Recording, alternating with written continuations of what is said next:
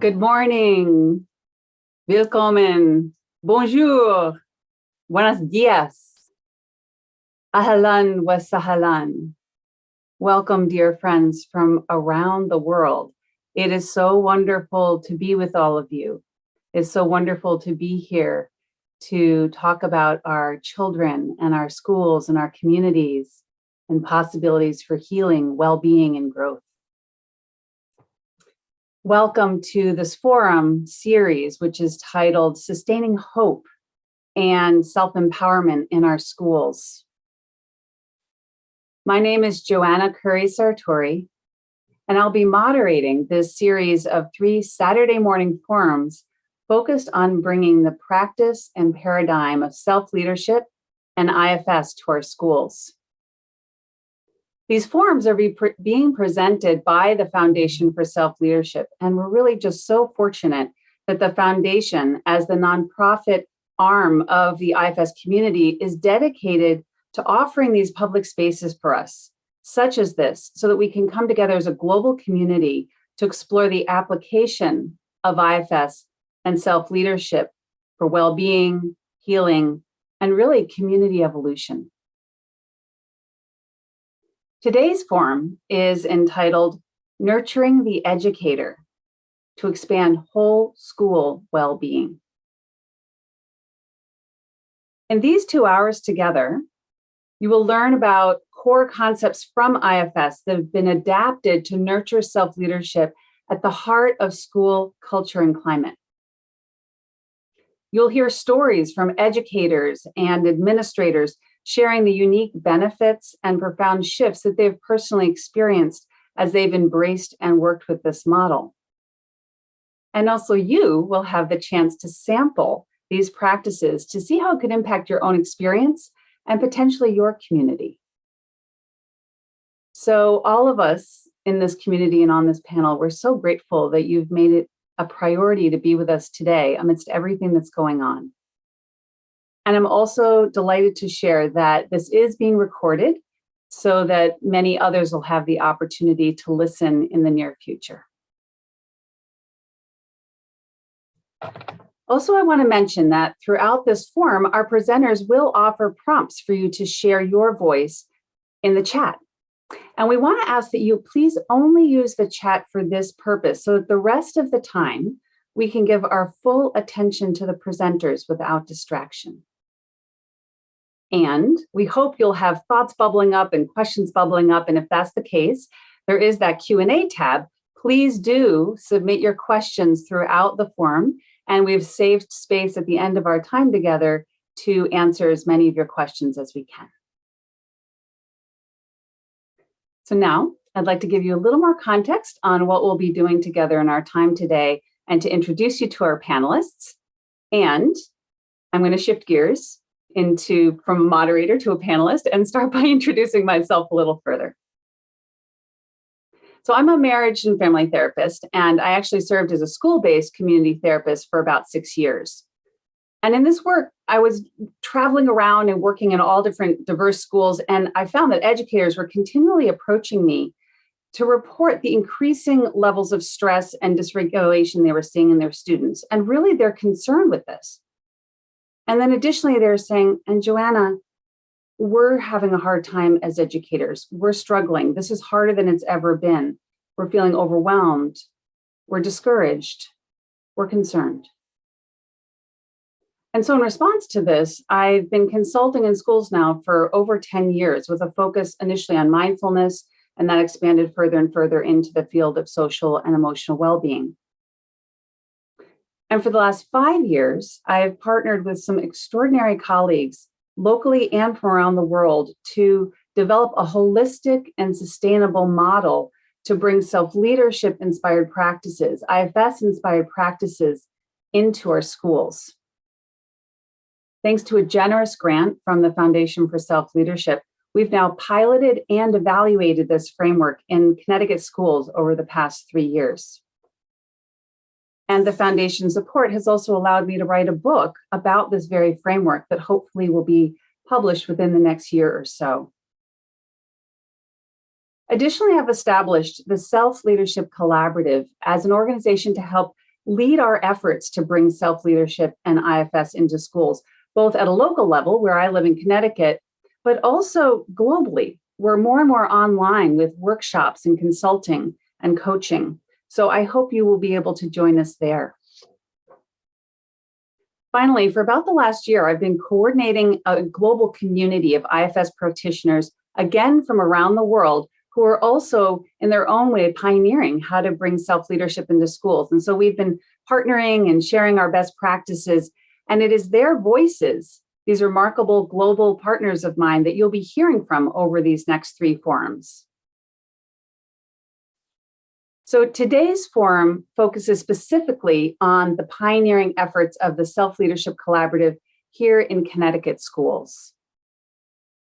So for this forum, I'm honored to be joined by 5 extraordinary colleagues that I want to introduce you to now. For this forum, first I want to introduce Dr. Catherine Serena. Kath is a former superintendent and educator for 35 years. She oversaw the implementation of the Self-Leadership Collaborative approach in her district for 3 full years, and she will be sharing the overview of the benefits of this approach from the administrator's perspective. Then you will be hearing from 3 teachers sharing their stories, both of personal discovery and also the practical application of the SLC approach in their schools. First, you'll hear from Dr. Melissa Zisch, who has a doctorate in education and has been an elementary school music teacher for 26 years now at an international baccalaureate school. Amy Schaefer has been a middle school art teacher for 18 years and has a master's degree in art. Steve Fitzgerald has a master's degree in music and was a middle school instrumental teacher and band director now for 15 years, and has recently transitioned into the role of coordinator for student affairs in the same school. Additionally, Fitz serves as the executive officer for the 102 Army Band in the National Guard. And finally, we have Dr. Janie Smith, who served as our program evaluator for the 2021-2022 school year, and she'll be sharing promising results from this last year's work in our 2 Connecticut school districts. So please take a moment to take in these wonderful hearts and faces, and we welcome you and thank you for being here as our panelists today. And I want to take a moment just to acknowledge that literally every day I am filled with gratitude for the work that all of you are doing in relationship to our schools. I've watched you courageously embrace your own journey of self-discovery, trying on this model, exploring how you're a part of the puzzle of what's happening in your school. And you've also been these creative pioneers out on the front edge, discovering how to apply it and bring this to life with your students and to really discover true beneficial impact. So I really want to thank you most of all for the incredible steadfast work you've been doing and continue to do. And I want to thank you for being here right now today. So to begin, to launch our journey here together this morning, please join me in welcoming Kath Sereno, who will tell us more about her insight as an administrator with this approach. Welcome, Kath. Thank you, Joanna. I'm excited to begin to share part of my journey with you. But before we do that, as a group of panelists, we'd like to hear from you, our viewers, our participants. And if you would just take a moment to use the chat feature, just to let us know what brought you here today. Just a couple words, a sentence, just so we have a sense of where you're coming from. And again, what brought you here today?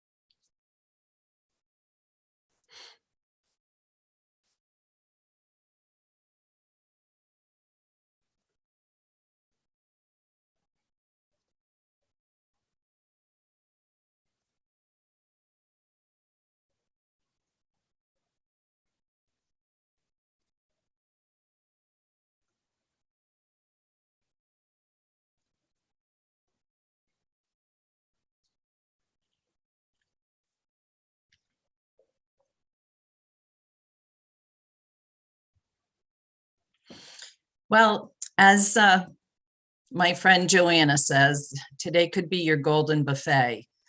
I see that so many of you are therapists, social workers, or in some form of education, and are really from around the world very interested in seeing how IFS can be integrated into the work you do, understanding a little bit more about IFS. And I think that today you will get some insight into that.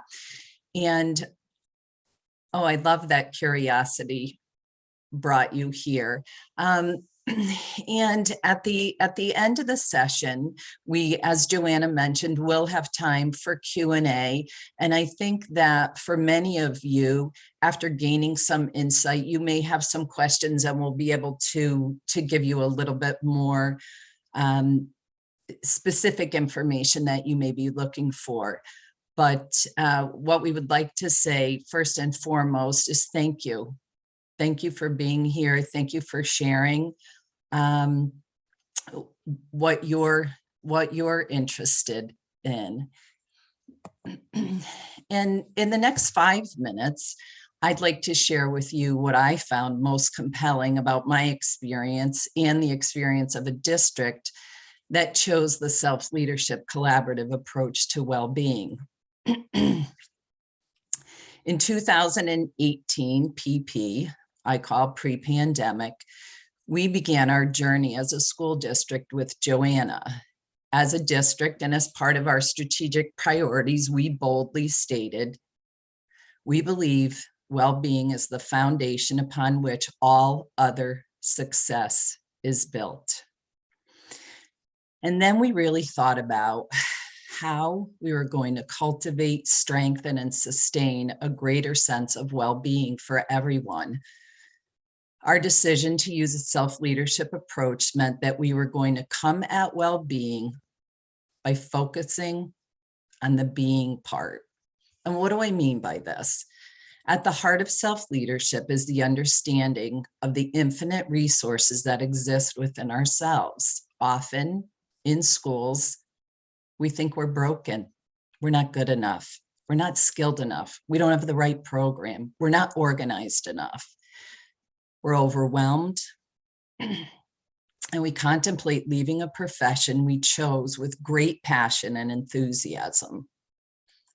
These feelings have become more intense and pervasive, but really, they are not new.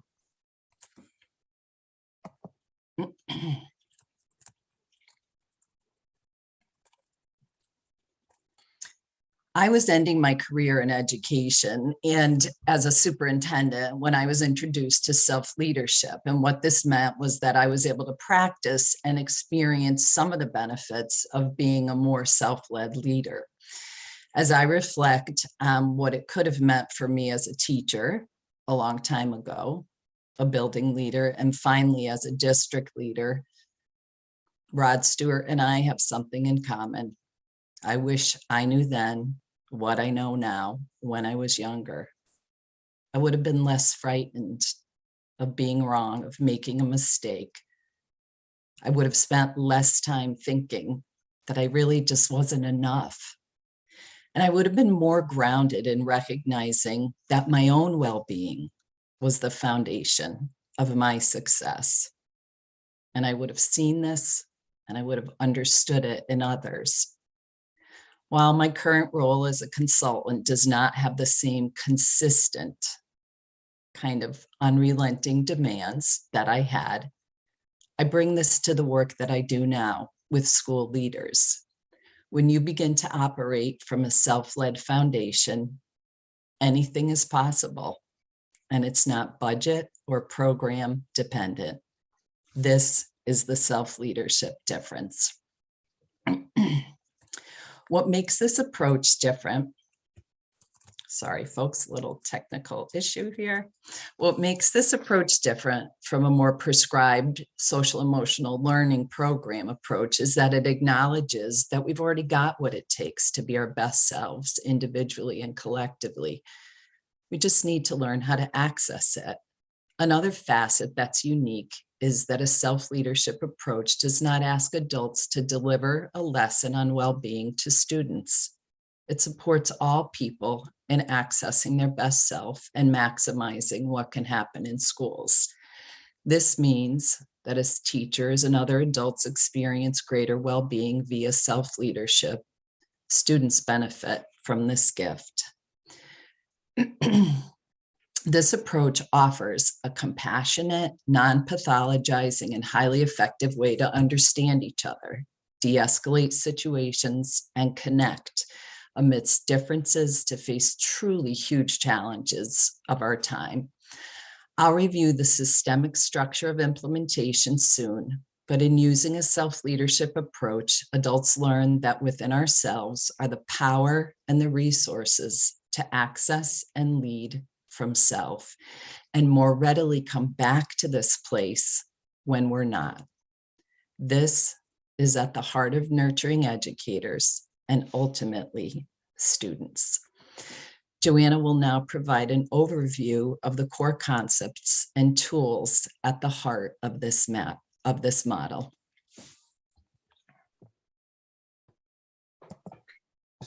Wonderful. Thank you so much, Kat. It's so inspiring hearing kind of her big picture perspective on the power and impact of this model. So you're hearing these terms, IFS, self-leadership. Some of you, I gather from the chat, are quite familiar with IFS as a model. Some of you are new to it. So I want to take a few minutes just to orient you to how we understand some core concepts from IFS and translate them to be really relevant and useful in the school setting. So IFS was originally developed as a psychotherapeutic model by Dr. Dick Schwartz. In the field of psychotherapy, IFS is now evidence-based and world-renowned for its power to help people discover a compassionate and really effective way to heal trauma and all different sorts of mental distress or challenges. So then why bring IFS into schools? Are we saying we want therapy for the entire staff? No. So let me clarify that. Beyond the realm of psychotherapy, IFS is a paradigm. And this paradigm offers a unique and really potent lens through which to understand how we can relate to ourselves and others. So here's the way I think about it. All day long, all of us inevitably are operating from within paradigms, right? We have certain beliefs and assumptions that we kind of look through. They're the lens for how we understand, say, strong emotions or difficult behavior, or what makes learning and change possible. And these paradigms, conscious or not, actually drive what's happening in our schools all day long, how we're interacting, how we're responding to stressors, how we're handling problem situations. And so it's significant to look at what is our lens or paradigm. And then IFS offers us a really distinct and powerful paradigm that consciously builds compassion and provides us clarity so we can see what's happening in a dynamic in a situation. And then it inspires us to be able to respond from a place of authentic confidence and courage together. So in this way, quite practically, IFS makes even sometimes the most challenging situations and interactions really workable. We get out of our polarizations, we come into an understanding with each other, and we can collaborate for the greater good. So rather than thinking of IFS as more to do, because I fully appreciate that educators right now do not need more to do. What about considering how what we're sharing today is actually a shift in how you can see what is happening, how you can be amidst everything that's already going on in the school day? So to start to give you the glimpse into what this could be, I want to orient you to two primary concepts from IFS that really have been very beneficial in the schools. And this will set the stage so that when our teachers come on and they're telling their stories and sharing some different concepts with you, it'll kind of click and make a bit more sense. So if you'll bear with me, I'm going to go to shared screen. And I'm like, because I love having a couple visuals to support us on our journey. Let's see. And that's, sorry, we're going backwards. There we are. Now we're at the beginning. So this first slide depicts a concept in IFS, which is that we all have a core self, which is represented by the center of that circle. We all have like who we are when we're like, oh no, that's when I was myself. That's when I'm my best self. And it's when we're sort of just in our center, regulated, on our game. And you can see some of those other words listed there that often correlate with how we refer to this in the school setting. We talk about supporting students to be whole brain or in a growth mindset or restorative. And why is this significant? Because there's so much that as educators and students, we want to and need to do.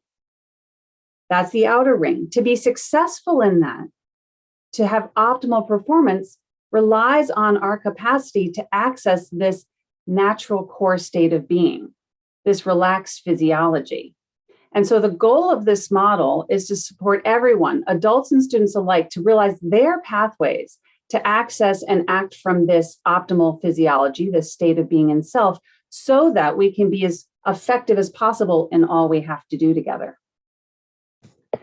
IFS also offers that very often there's sort of signs and signals when we're there, when we're in ourselves, and they've identified these 8 C words. And I'm going to read them right now. And as I do, try on in your mind, like, what if a school that you knew could practice and embody these qualities? What would happen? Okay. So here they are: compassion, curious, maybe less judging, courageous, maybe a little less scared, clarity versus being kind of muddled and confused, calm versus restless and distracted and agitated, creative versus unsure and stuck, confident versus not knowing and being confused again, and connected. What if our schools were places where we felt connected? Notice what bubbles up for you as you consider that vision. What I want to offer is that as you hear the teacher stories today, I think you'll glimpse that this isn't just a hoped for vision. This is a real reality that we can realize. So our goal is self-leadership, and we're maybe sitting there going, yeah, I'm not like that all the time. No, of course not. We get knocked off our games, our buttons get pushed. And IFS also offers us a really useful and profound way to understand what happens when our buttons get pushed, when different parts of us pop up. So let me go on to share that concept with you. That's the second core concept I want to share. And that's that we all have parts. So we have these different aspects or sides of us that come up at different times. And here's the thing. This is normal, right? Aren't you different when you're teaching a class versus playing with your dog versus listening to your spouse versus planning your day? These are different parts of you, and that's normal. And we all have some different parts of us that maybe are kind of more extreme, seem from another time and place, a bit disproportional, like when parts of us get really anxious and scared, when we get frustrated and annoyed, when we get judgmental and critical, and maybe we don't like those parts of ourselves. IFS offers that we can consider that all these parts came about for some good reason and have a positive intent. And so we can hold the lens, what if all parts are welcome? So this can be radical in schools if you think about it. Radical because as adults walking through the building, we can be compassionate and curious about what's happening inside of us, the different parts of us coming up. And we can really see and approach each other in a unique and different way if we see that it's a part of a person, but not all of them. And that whatever is coming forward is trying to help in some way. So over time, I've woven together this idea of self and parts into a model called the pause model that we're using in schools to introduce self-leadership. And the pause model can be seen in 2 ways. On the one hand, It's a set of steps or skills to navigate challenging situations. And on the other hand, it presents some core skills to practice to build our social and emotional capacity. And I'm going to briefly orient you to the pause model now. So the P of pause is to pause, to step back, breathe, and reset physically. The A is for awareness. So it's to notice what's coming up in me. What parts of me are bubbling up? Where am I coming from? And to get a little breathing space from that. The U is to understand others. So one thing is to be more in ourselves as we're listening so we can be calm and curious and compassionate. And also when we're communicating, we can speak for the different parts of us, representing our experience so that hopefully we can really be understood by others. Then from this place of shared understanding, there's just more kind of shared sense of being in self. And then that's where, if it's still needed, we go on to problem solve, to search for solutions, either making repairs from the past or looking ahead. What will be beneficial going forward? What's in our power?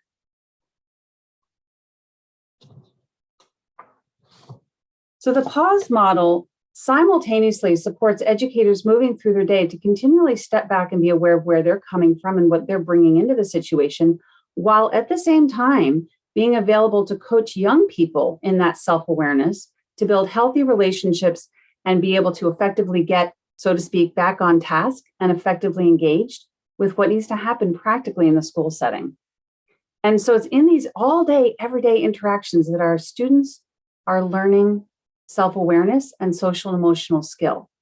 And it's in these everyday interactions that we can weave a culture characterized by self-leadership. So now I'm going to pass it back to Kath, who is going to further demonstrate how this model can be implemented for whole school benefit. Kath? Thanks, Joanna. If you'd like to just advance to the next slide. Take a moment to just read what's in the three bubbles, and then I'll talk you through a little bit more of the unique features of the model.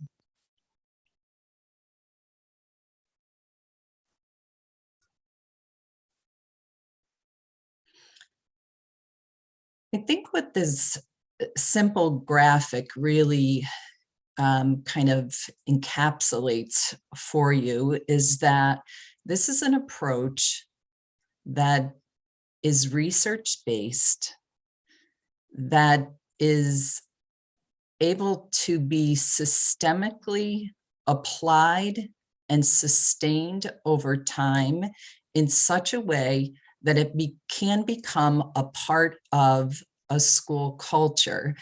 And that in many respects, the strength of the approach is that it resides in each individual and then has the potential to be strengthened because collectively it begins to define how people are themselves and collectively interact with each other. In the next slide, the graphic shows really how the implementation looks for whole school implementation. And again, take a moment to just run your eyes over the information that's depicted on this slide.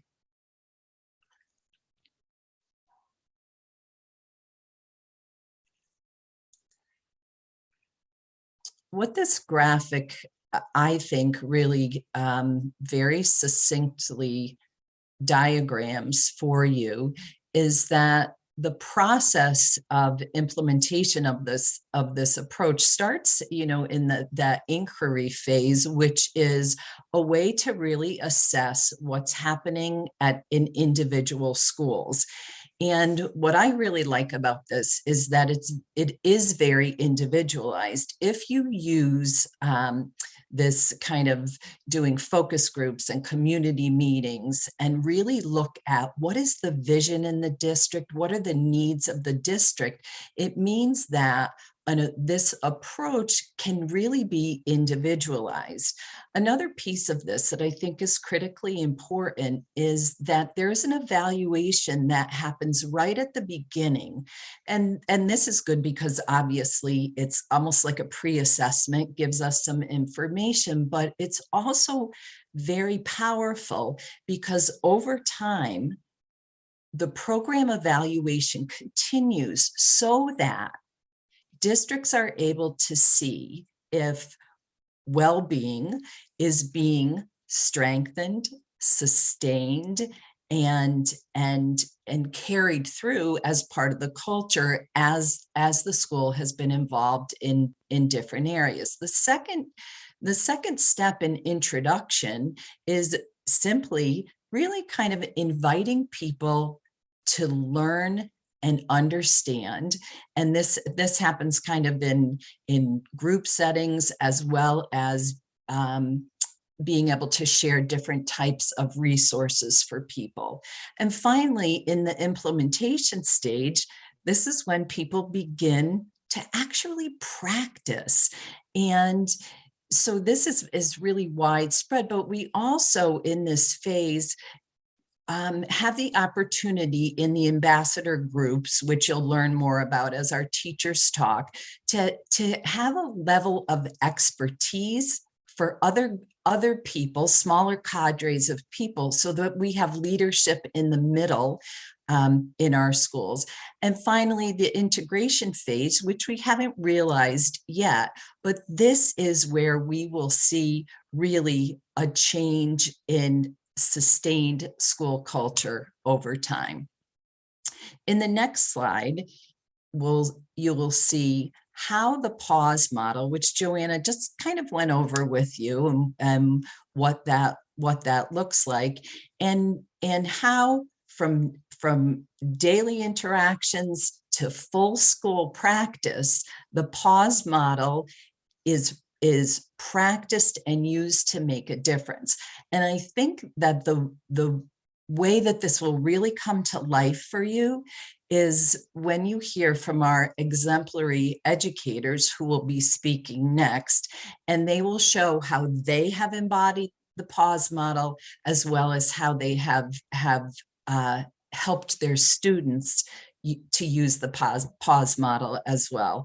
It is my great honor to first introduce Melissa to you.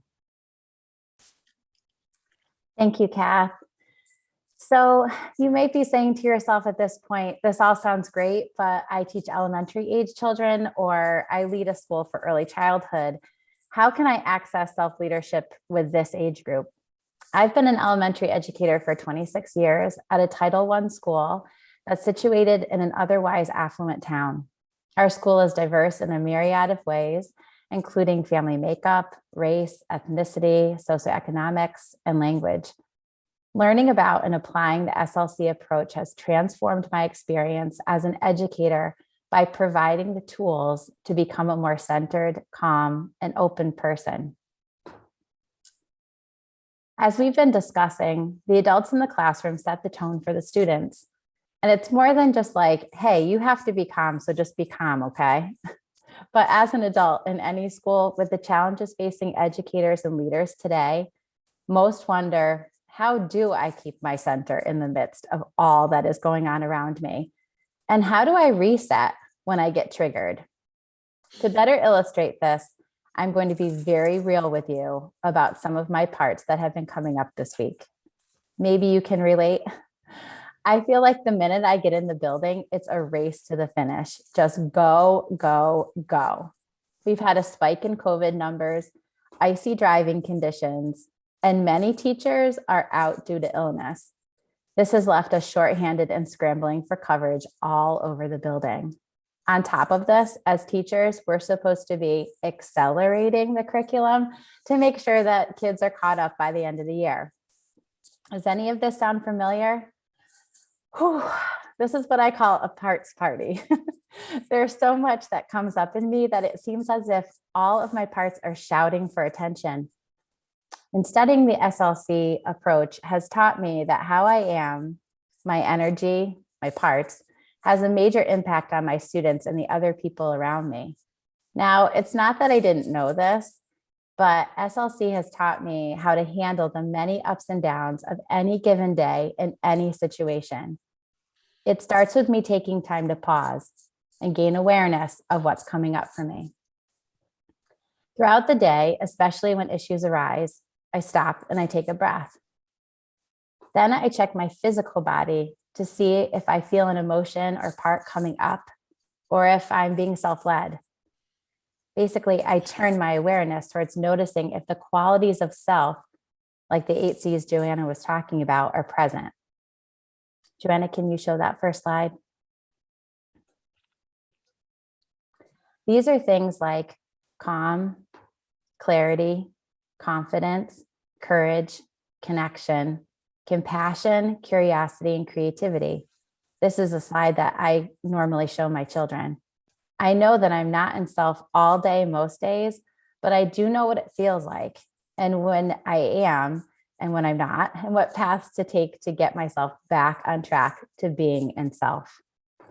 This practice of pausing and breathing sets me, and becoming aware, is what sets me up to share it in real time with students, both with the whole class and with individuals throughout the course of the day. There are so many ways to access self-leadership and relate to the different parts of ourselves. Leading from self is available to all of us. It is the ultimate way of being. So with my grade 3, 4, and 5 students, I use a body scan practice to help them access the self. So instead of talking about it, let's take a moment and experience this for ourselves. Luke, if you could cue the music. Let's begin by finding a comfortable seat. Now, if at this point you need to get up and stretch first to better settle yourself, please feel free to do whatever you need to do. Once you're seated, notice how the ground or your chair is supporting you.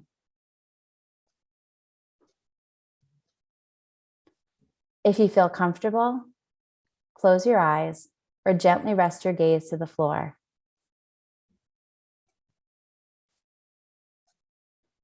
Begin to notice your breath going in and out. Don't try to control it, just notice. Be curious. How does it feel as the air goes in and then goes out?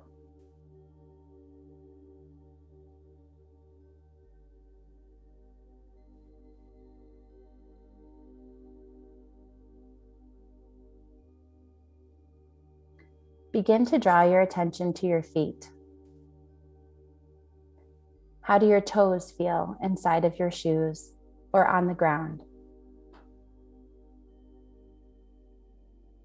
The tops of your feet, your heels.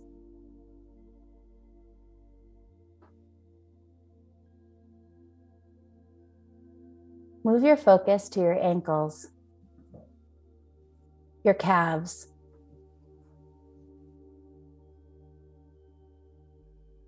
Notice where you feel ease or where there is tightness.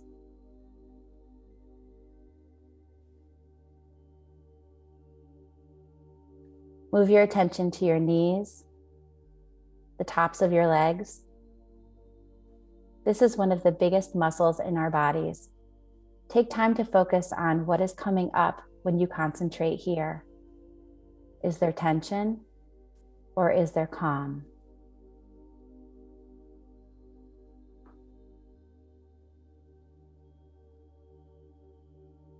Draw your attention to your hips, your belly.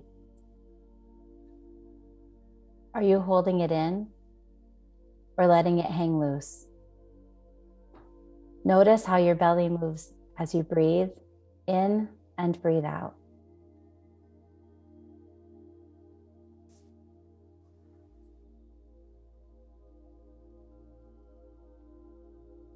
Focus on your heart space.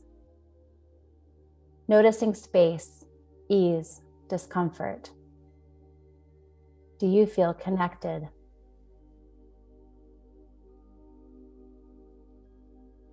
Notice your shoulders.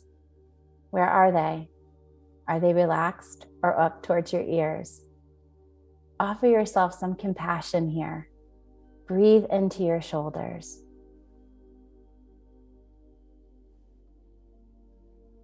Let your attention travel down your arms, into your fingers, noticing if you're holding on to anything. Relax your fingers.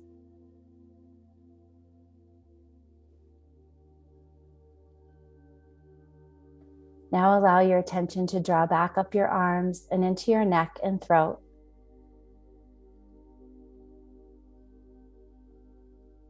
Notice your jaw, your tongue. Notice your cheeks, your eyes, your eyelids, your eyebrows. Notice your forehead. Experience a sense of clarity.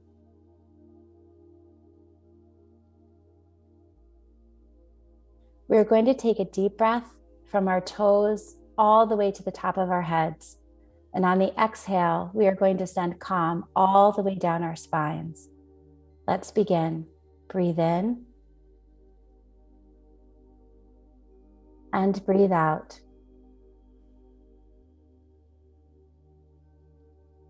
Again, breathing in and sending calm all the way down your spine.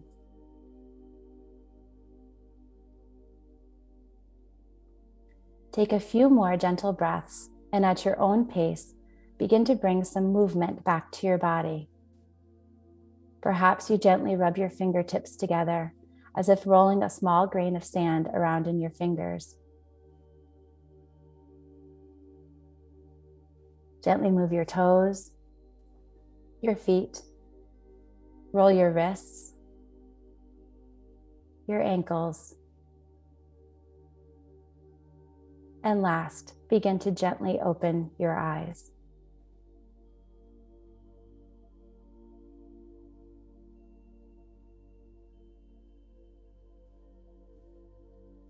What one word would you use to describe your experience in this moment? Please use the chat to share this word.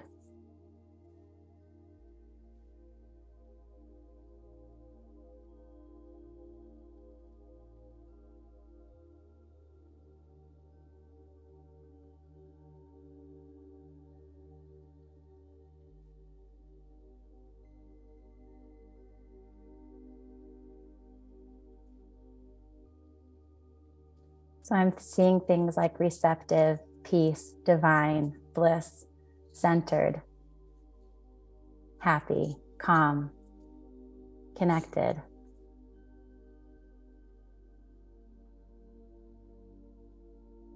Often these sorts of practices can help us access a more regulated physiology and experience more self. Many of the words that you were just sharing reflect the experiences of being in self.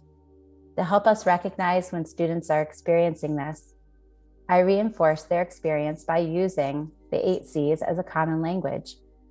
These brief and simple practices often shift the overall level of self in the system and trajectory for my classes.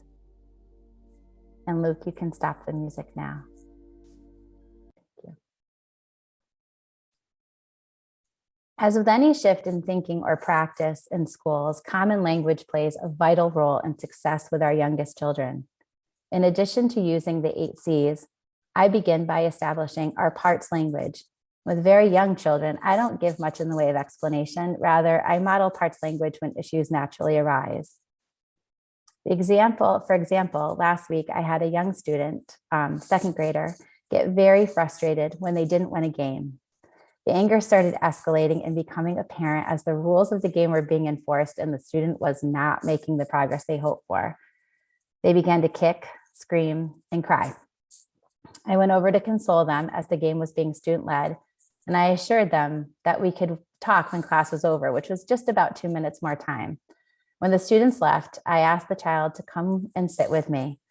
I told him that I noticed that a part of him had gotten frustrated during the game, and he responded right away. Yes, I am frustrated and I'm mad and I'm sad because I didn't win. I said, oh, I see a part of you is frustrated, but you also have a mad and a sad part too. Yes, I wanted to win the game and I didn't. I asked him, can we take a moment and breathe? Sometimes when our parts of us are so big, it's hard for us to see things clearly. Let's breathe in through your nose. And now exhale. I said, that felt pretty good. Let's do it again. So we breathed again and again and again. And when I noticed a shift, I said, hey, I'm noticing another part of you coming up, your calm part. Do you feel it? Yes, but I'm still a little mad and a little sad. I said, I understand. I'm proud of you for being able to take a moment to breathe. What do you think you need? How can we fix this? At this time, there was a significant change in the student. They were more calm, but still whimpering a little bit. So I offered a hug, and the student literally left over and put their arms around me and sniffled and cried, but began to slow their breathing. And when they were completely calm, which took a little while, they sprang up and said, thanks, see you tomorrow, and skipped out the room. This story illustrates a moment when I was able to establish parts language, provide tools for self-regulation, and approach searching for solutions. Now, it's important to note that none of this would be possible without the relationship that I build with students, or the fact that when I approached this, I was definitely in self. When I work with older students, I approach parts language with more explicit teaching. I begin by drawing a stick figure on the whiteboard or a heart to represent myself. I ask the students to describe the different parts of me. I might start with something like musician because that's a big part of me that they see all the time. And then they fill in the other parts of me. Thank you, Joanna. They list things like understanding, kind, calm, frustrated, protective, worried, creative, funny. You can see on the slide, this is a picture that I took after doing this with fourth graders. This is how they describe me, punctual. I definitely am. Then I ask them if they see any parts of me that remind them of parts of themselves. And lots of hands go up, and kids who want to share.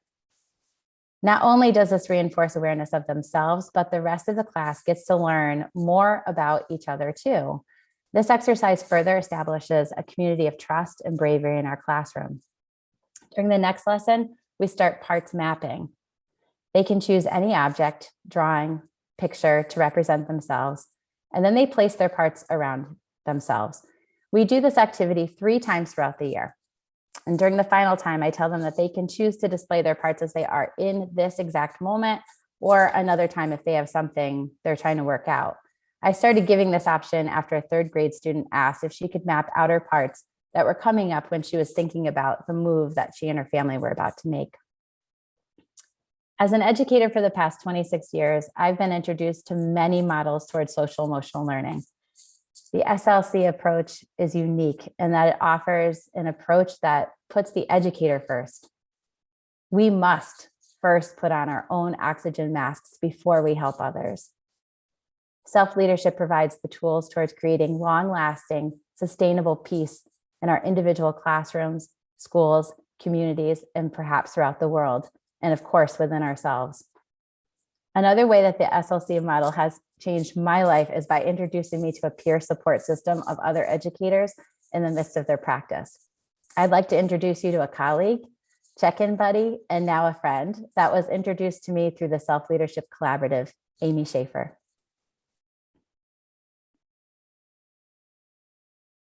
Hello. So like Melissa said, my name is Amy Schaefer, and Steve and I actually work together, and we work at a comprehensive 6-8 public middle school in like rural regional school district in Connecticut with about a staff of 65. I have personally studied and practiced Self-Leadership Collaborative for approximately 4 years, and I also have worked personally on my own growth with an IFS specialist. And in my school, I'm also an ambassador, one of the ambassadors and champions for self-leadership in my school. What this means is that every day I am practicing myself and exploring how I can bring what I've learned to my students, applying it in real-time interactions also with my colleagues. And this is what makes this unique. This is a model for everyone, for all of us. We all get relief. And the more I've understood and embraced this practice, I've really seen a noticeable difference and real shift, especially during COVID. I was so thankful I had this. So before COVID, I worked on building my own set of skills to access self-leadership and really understand the different parts of myself. So for example, like when I'd get home from school in the evening and something was really challenging, I take a few minutes personally to follow the steps of the pause model. And I would start to feel that tangible shift in my own body, and a situation that was possibly a 10 is now all of a sudden a 3, and it was manageable again. So right in this moment during COVID, it's my first and foremost, it's my go-to for myself. Then I can support my students and also connect and hear my colleagues. And it's been a game changer for me. And it's taught me I have to fill my own vase so I have the capacity to really help others because I am then full. And I've seen this impact my staff in school, especially for those of us that are in the ambassadors. There's just more kindness, awareness. There's a willingness to share and take risks and check in with one another. And this is what it's about. It's simple human check-ins. No, it's not hour-long PDs and SEL classes. It's just showing up for each other. And for example, this year, you know, the day before school, we're all crazy. We're running around the school with like a chicken with her head cut off, and that was me. And I was in the hallway and I passed a colleague, Cindy, and she said, "You okay? You seem a bit off. You want to check in?" And we took 3 minutes, and that's exactly what we did. I was able to pause. I checked in with myself. And then I finally said, "Wow, thanks. Yeah, part of me is overwhelmed and a part of me is just nervous for the first day of school." You know, and she nodded understandingly and then asked the simple question, "What do you need?" And I said, "Just the acknowledgement that you reminded me I need to slow down, and that's really all I needed." And it was amazing. It completely changed the rest of my day, and it even impacted how I entered the first day of school. So what we're going to do, kind of like what Melissa did, let's walk the talk. Let's actually do this. Let's do a little check-in with each other. And let's give ourselves just a brief time right now to do that. So I invite you to just sit back and just take a breath.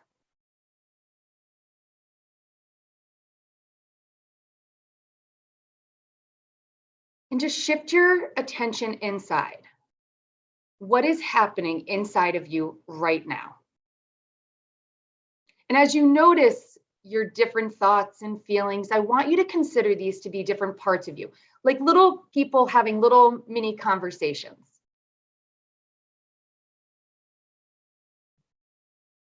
And you can take note of the various parts saying to yourself, like, a part of me thinks or a part of me feels.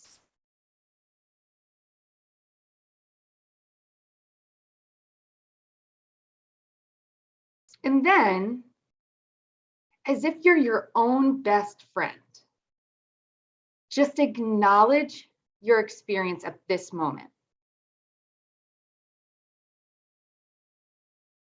And thank these parts for working so hard for you to help you.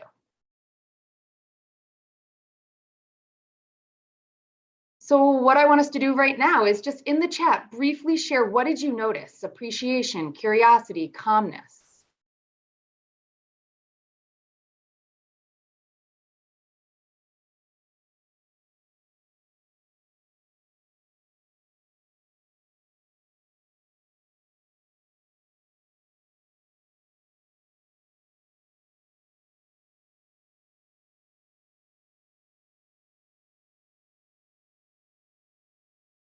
So people have written appreciation, awareness, gratitude, compassion, calm. Space. Oh, I love that word, space. becoming aware of my own parts. Compassion for those parts that are working so hard. So as we appreciate what you noticed, I want you to consider the benefit to our students and our staff if they take these moments and pause and notice their parts that are getting activated during a busy day. If we could just slow down and notice our feelings, we would connect with each other and we'd be more there to learn and teach. So far I've shared with you how I take these moments to check in with myself and some of my colleagues. I want you to tell you a little bit about what happens in my actual class and how I actually implement this and stuff. So I'm a middle school art teacher and I see the kids 3 times a week for about a 12-week cycle. And I see all the kids in the school by the end of the year. Given this, many teachers, you might be thinking this right now, is shocked that I have the time to do social emotional check-ins. And I don't have time not to. So while the rest of my colleagues have been really learning about self-leadership model over the past 3 years or so, I have been sharing simple, basic of this model to all the students in the school as they rotate through my class. So this is what I do. First and foremost, I always greet my students at the door, always. I never miss an opportunity to greet them at the door. Just being there with a smile will set a tone for your class. And it brings in more of those qualities that we heard about before of self. It brings that and they enter maybe with those. And as they enter, I always ask them a simple question. How are you? And sometimes, most of the time I do like a thumb rating or a 1 through 4, but the thumb rating, like having a great day, not so good, and somewhere in between like that. And actually, Thursday, I, did this and I asked a kid, how you doing? And he goes, I was like this, but coming here and now I'm like this. And I said, hey, okay, what do you need? And he said, actually, can I just go and get a drink of water real quick? I'm like, yeah, totally. So he came back and I checked in with him throughout the class. And he finally came up to me and was like, Mrs. Schaefer, I was like this, but now I'm like this. So just checking in and making him aware right there, it helps us tune in to where they're coming from and build more self-awareness. So then next, as they get settled in the seats, I always have a prompt up on my board, like a check-in question on my smart board. And it could be a short mindfulness practice, a self-reflection, or a question I want them to discuss with each other. And then 2 days a week, I hold a restorative circle for the whole class so we can understand each other more and build community. And what all these check-ins do, they give me the opportunity to get a pulse on what individual students need, while also making space for us to connect with each other. Because we know that connections are made, it's going to allow for vulnerability and trust. And this is how we shift how we interact with each other for the rest of the period. And I'm constantly pausing to be aware of my own parts and asking my parts to step back so then I can help students without my parts taking over. So when a student is confused, frustrated, distracted, I help students name what's on top. And we use this vocabulary so much in my classroom that it doesn't take long. It takes 30 seconds. I might say something like, what's up? It seems like part of you is a little frustrated and having some trouble getting started. What do you need? Then I give them time to respond. This is key, without giving them a solution. And that simple recognition of one of their parts and letting them then express what that part needs is crucial. So if a student isn't getting started, maybe before I learned all this, or maybe some of you have said before, like, hey, why aren't you working? Get to work. Or, you're not going to work, go to the office. And we might think in terms of consequences. But by giving them a chance to pause, become aware of what they may need, you simply get to the heart of the matter. It might just mean they might just need a pencil, or they don't have their work because they left it in their locker, or they just need me to notice them, or they don't need anything at all. So they just get started, which happens all the time in my room. I have seen these small acts of compassion make a huge change in my classroom. Many times students don't want to leave my class at the end and they tell me how much they love my class. And I always thought it was because I teach art and I don't give homework. But now I really understand why. Because students feel welcome, they feel seen, and they feel understood. So here's a story that I've really seen the impact of this work on students. And one day I had a complete meltdown. I am nowhere near perfect. I completely lost my cool. I screamed at a student. It was bad. It wasn't my best moment. So I needed a moment. So I knew I needed to cool down and I just was really upset. So I went outside in the hallway to take a minute. And a student that I had for 2 years saw me in the hallway. I mean, I think I might've been in tears as well. She asked me this simple question. She said, Mrs. Schaefer, what do you need? And I responded with, I don't know. I'm really upset right now. And she said this, which blows my mind. She said, well, I'm just going to stand with you and we're going to breathe. And she counted with me and she guided me through that simple breathing exercise, just sitting there breathing with me. And it was amazing. It was a true gift to have one of my students use strategies that I taught her on me. At the end of the day, what is so unique about this model is it's just not something I use at school or at my job. It is something I use in every aspect of my life. Just the other day, my husband even said, he goes, you know, we're having a little quarrel, which happens. And he said, I'm pausing. I'm aware of my feelings.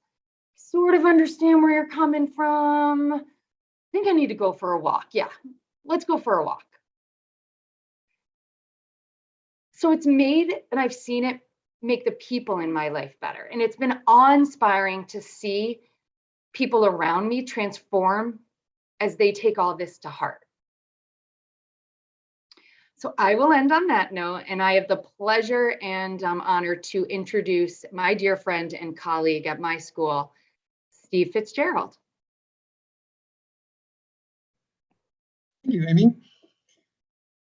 So my role at the same school as Amy Schaefer is, my role is the coordinator of student affairs, which is basically almost like an assistant principal role where often I'm called into situations where there are issues and there are things that have escalated with either students or staff members.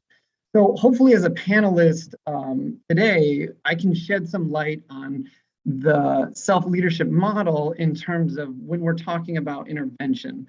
Intervention from the standpoint of like something might have escalated outside the classroom level and I either get a referral or now we're into this kind of administrative lens where something has happened and it needs to be addressed.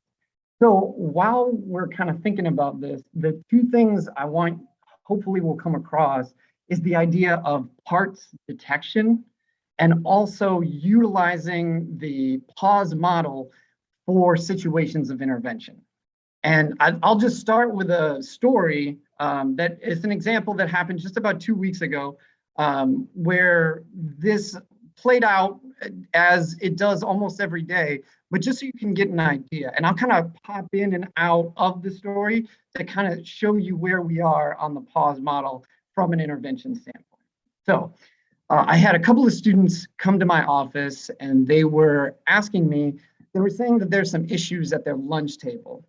And during their lunch for like about the past month or so, 2 students have had problems with another student that during their lunchtime, this other student is sometimes saying unkind things to them. Sometimes he's getting into their personal space. And it's just, and sometimes they're having some quarrels about how the table gets cleaned up. And then we have some recess time that's outside at the end of lunch. And they said similar things were happening where the student might even occasionally put hands on the other students and they just want it to stop and they need some help and some intervention. So I said, okay. And one of the things to keep in mind is that when you have these situations of intervention, especially as an administrator, you might not have a relationship built with the student you're about to talk to. A lot of times administrators have buildings of thousands of students, and even though we often think about relationship building as the basis for how these interactions need to play out, because of time, because of the beginning of the school year, we might not have access to that information. So, and I didn't have a relationship with the student that I was about to talk to, and that's important. So, because it allows you to access self or need to access self when you don't have the whole picture. So I called the student down to my office, and I noticed even as the student is walking in, and the student has never been called to see me before. And as the student is walking in, I noticed that his shoulders are almost touching his ears. There's a lot of tension there. And now when I say like parts detection, this is an example of like the student is off. There's something going on there, and that's just something to keep in mind. So I invite him into my space. I said, you can have a seat wherever you want. And the student is still like this. And I noticed even when I said, so, I'm Mr. Fitzgerald, I just want to make sure that you're comfortable, and no response, completely nonverbal. And so I said, look, I understand that sometimes this space creates a little bit of anxiety or tense. So would you be willing to just take a breath with me right now? Could we just take a breath together? And he looks at me, and he's still up here, and he's like, no. And I said, okay, all right. So, and then I just said, now, do you mind if we just take a minute, and I'm just gonna sit in silence with you, and we're just gonna have some space. And so we did that. And I noticed his shoulders are still up here, and there's still a lot of anxiety and a lot of tension. And so then I said, hey, do you notice that clock? Do you notice that clock in the back of my room? And he was like, what? I was like, that clock, take a look at it. What do you think of that clock? And I had this old, like kind of beaten clock in my office. And so the student like turns around and he's like, yeah, I see the clock. And I was like, what do you think of that clock? You like that clock? And he's like, I don't know. It's the clock. Whatever. I don't care. And I was like, here's the situation. My wife, the reason I have all this stuff in my office, and especially that clock, is because as soon as I got in office, she said, that clock needs to go out of our house, put it in your office. I want it. I don't want it. And he's like, oh, well, I kind of like the clock. And I was like, right, let's go, right? That clock is something special, and it has a place for it. Then I noticed the student, and his shoulders have dropped. All right, so that's the P level, and it's just about noticing the parts that are coming up in the student. And now that we've been able to have that kind of pause second, now I noticed that student is approaching self, or maybe he's in a better spot so we can even have a conversation about it. But until we get there, I know that there's not going to be anything productive happening in this conversation. So now his shoulders dropped, and now we can start that dialogue. So then I asked him, I said, hey, and he's like, stop. I already know why I'm here. I said, oh, okay. So now we're in A, and the student's actually leading it. And a big part of it was just getting that tension from kind of the stigma of the main office or an administrator's office. And so now he's getting into the awareness. And he's like, I know why I'm here. I bet you're going to talk to me about lunch. And I said, well, you're right. You're right. So can you just tell me what's happening? What's happening in lunch?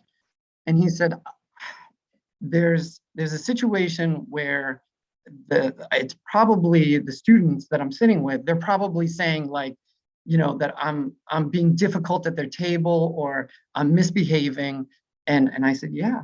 I said, yeah, some students didn't come forward, and that is what they were talking about. So like, what's your take on it? What do you think is happening? And then he said, I just need them to see me. I just need to be seen, and I need to be noticed. I don't get noticed at my lunch table. And because of COVID, we all had to sit in these spots, and I didn't really get to choose my seat. And now I'm sitting with people that I'm not that connected to, but I want to be connected to them. and I'm going to get them to notice me in any way I can. And I said, I understand. I hear what you're saying. So let's try and see what we can figure out. So now we understand each other.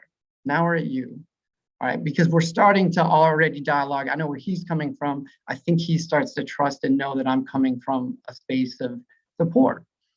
And so we start to think about it. And I was like, so what do you think you need? What do you need in this situation?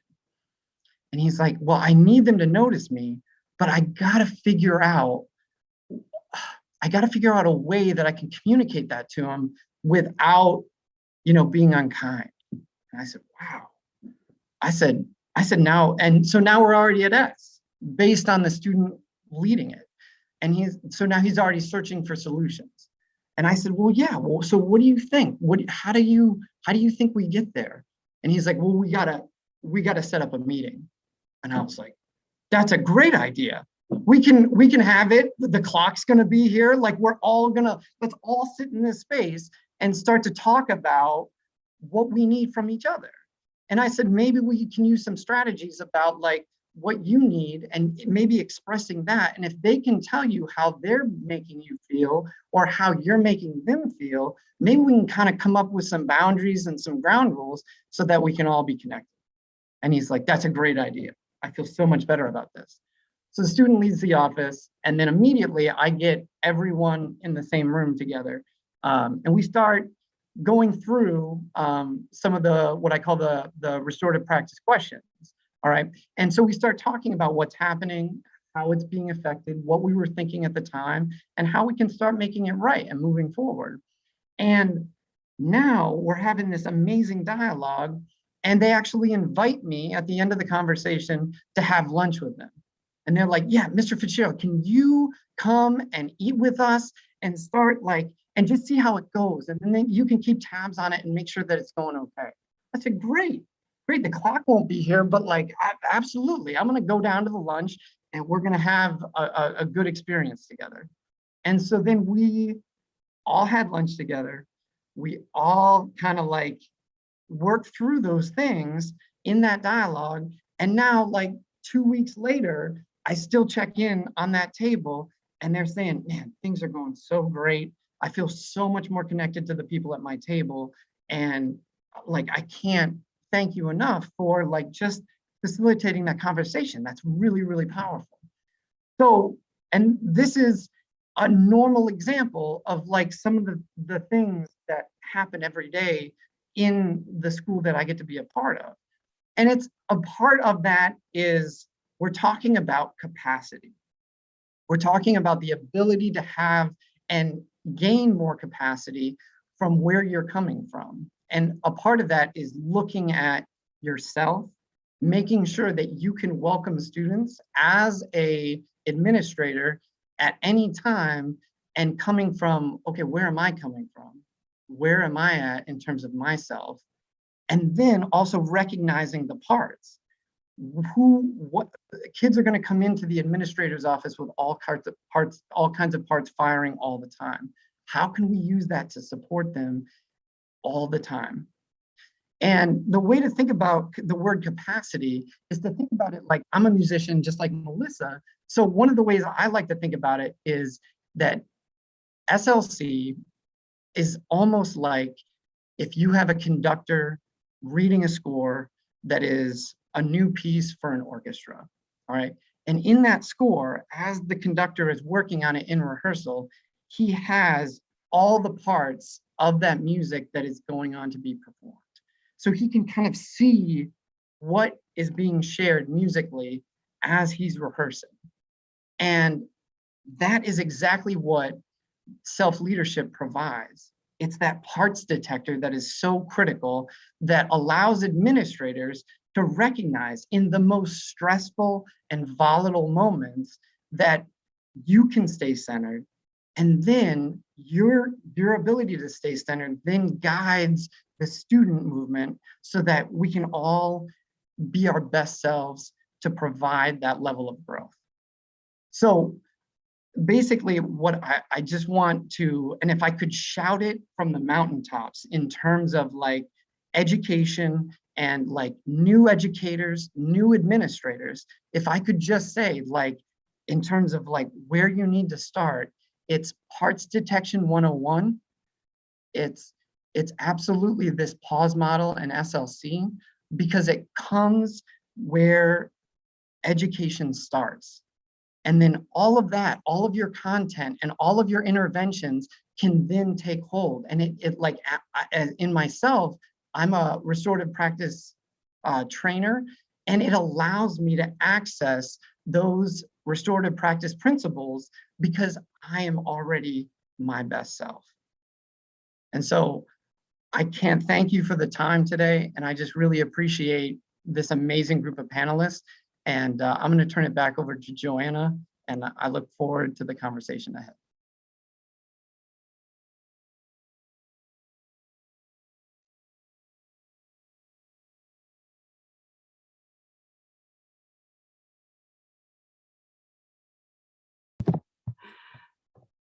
How tremendous to hear these stories. Thank you so much, Kath and Melissa and Amy and Steve. And Steve, you just brought us to such a culminating, exciting moment there. And I also think that probably all of us are wondering where we can go buy this clock, because it seems to have such magical qualities that transform relationships. But on a more serious note, I do want to take another moment just to genuinely heartfelt thank you for your dedication to this work and to this journey. And in your stories, it is so evident the hundreds of lives that you are touching and have touched. And that as you've dedicated yourself to this journey, you've made that possible for so many others. So thank you. And so as we're hearing these stories, you're hearing examples of what's possible. And you're hearing from people who obviously really dedicate themselves over time to studying, how do I access self? Oh, what are these different parts of me? Where am I coming from? How do I follow the pause model? And so you see the fruits of what happened when you really invest in this process. And yet I think it's fair to say that all of us share a conviction that while you can go very deep with this model, it's also in some ways just very intuitive and readily accessible. So what I wanted to do is just offer you a brief sample for yourself of the pause model as a whole, kind of tying together what we've discussed so far. And so I'm just going to offer that I can lead you through a brief reflective exercise following the pause model, and it'll give you a little sample of how this might be relevant for you. Does that sound good? You want to try it? After all this, isn't it kind of yummy? Like, I want to try some. Okay, so here's what I want to ask you to do. Just take a moment, a situation that you want to focus on just for a few minutes. And on a scale of 1 to 10, pick something that's like a 3 or less, like something just a little place to kind of sample this exercise. And what we're going to do is take that situation, kind of mentally debrief it for a few minutes through the pause model. So if you want, you can sit back in your chair. If you want, you can close your eyes, or you can just soften your gaze. And we're going to start with the P of pause. So right now, in this moment, bring this situation kind of onto the screen of your mind, just as if you were flying the wall or you were seeing it. Where were you? Who were you with? What was happening outside you? And just take a moment to kind of witness that situation again.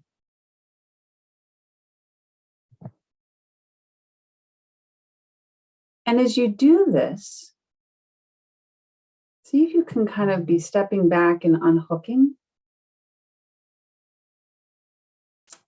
And I can imagine that as you're looking at the situation, you might sort of feel things bubble up inside, remembering what that moment was like for you. And that's okay. And in fact, that takes us to the A of the pause model, to be aware. So take a moment and scan what's happening inside you. Notice those parts of you that came up in that situation. And again, the different responses we have, the different parts we have may present as thoughts about the situation, or it may be different feelings, or it could be kind of that response you had. So see if you can just take a moment for yourself and just notice your parts, your different responses in that situation.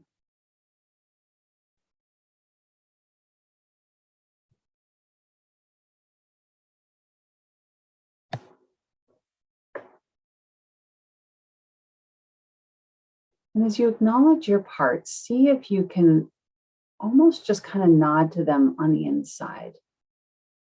You know, maybe there was a part of you that was frustrated, or a part of you that was kind of worked up or concerned. Whatever it is, see if you can acknowledge it in a way that's almost like you just kind of nod to it on the inside, like, I get you. That makes sense. You may not like the effect or the impact that that part had, but you can probably understand why it popped up and where it came from. So just acknowledge yourself on the inside.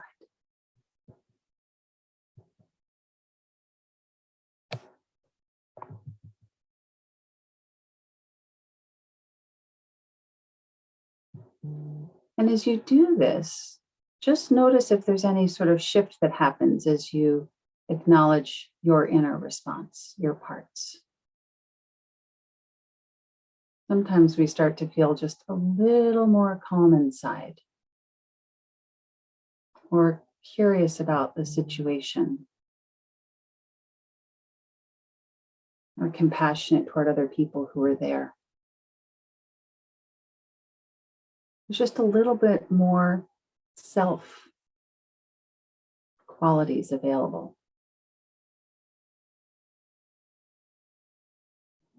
And so now we're going to shift to the you of the pause model, which is to understand. And so as you're working through this in your mind's eye, we're not actually with any other people who were present or involved or impacted, but you can bring them to mind now.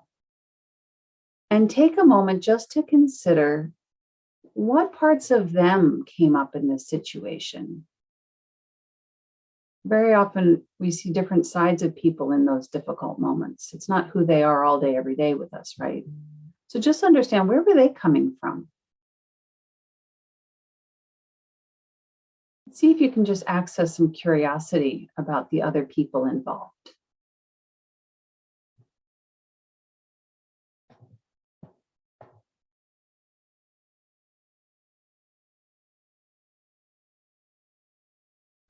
As you start to understand them even a little bit more, maybe you feel slightly more connected to them.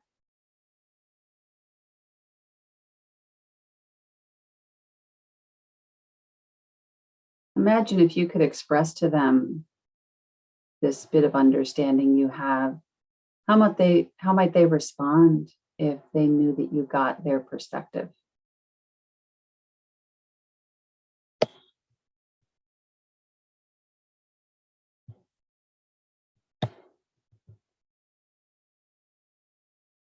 So often when we take this time and space just to become aware of and acknowledge our own experience and our parts, and to tune into and understand other people's parts, that creates a sense of connection.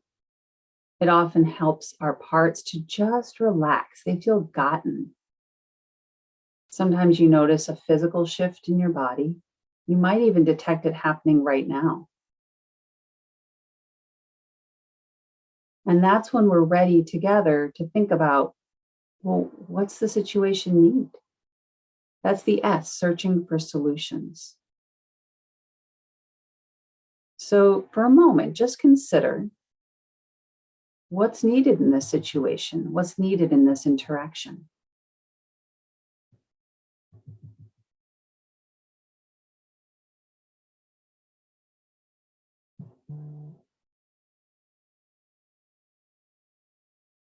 And identify if there's actually a concrete action related to this that you might want to take, either now or if something like this were to happen in the future.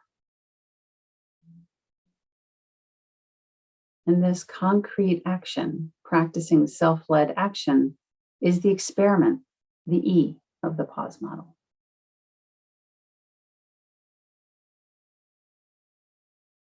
So that's the complete pause process. And I want you just to take a moment and scan inside and just observe what that was like for you. And notice the effect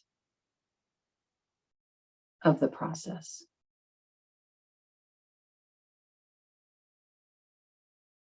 And if you like, you can again go to the chat and just briefly state, what did you experience as the effect or the benefit of taking this moment to follow pause as a way to reflect on a situation or experience?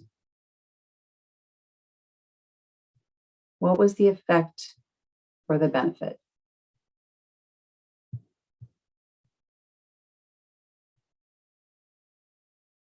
Clarity, compassion, and calm. So it called up C's. A sense of acceptance. Help you see other people's perspectives, more calm, energy. So you can take what you are learning into the next situation, gaining clarity on what's next, becoming more accepting.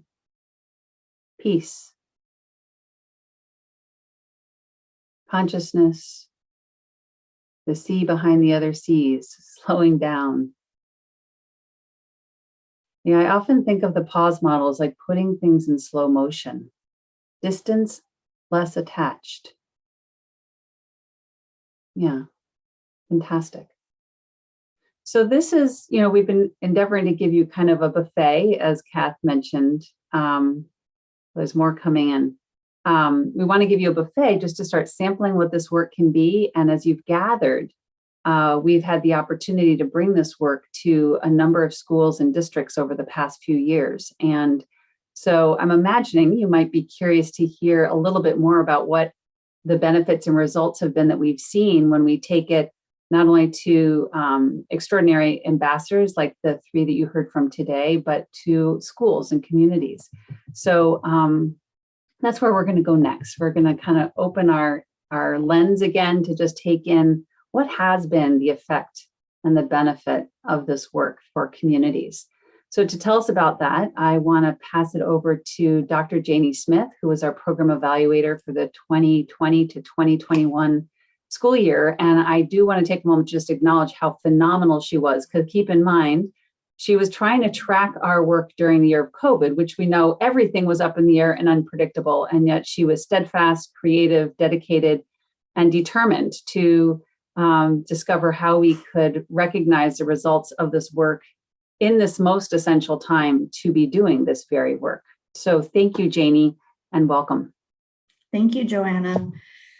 And I have to say, it was an incredible partnership that came together to allow for the program evaluation to take place. And going on this journey, trying to capture in a systematic way what happens on the ground every day in chaos and moving parts, as you heard from Melissa and Amy and Steve and Kath, just about what happens every day in a building, adding in the pandemic and other social situations that were going on over this past year, made for the need to be creative and to stay in self and curious and confident and clear on what we can and can't accomplish. And so I just want to acknowledge and appreciate the partnership that took place. So my job here, my role really is, how do we take all of these incredible stories that you've just heard, these experiences on how the SLC approach is brought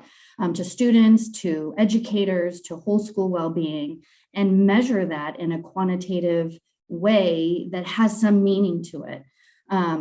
One of the challenges that program evaluators can face is when there's a new program or a newer program. I mean, we know this has been building over several years, but when it's a newer program being implemented into an existing school setting or an existing organizational setting, there aren't always instruments to measure what the program's impact is going to be that are validated, that are reliable, that have gone through the rigorous test of academia and research standards.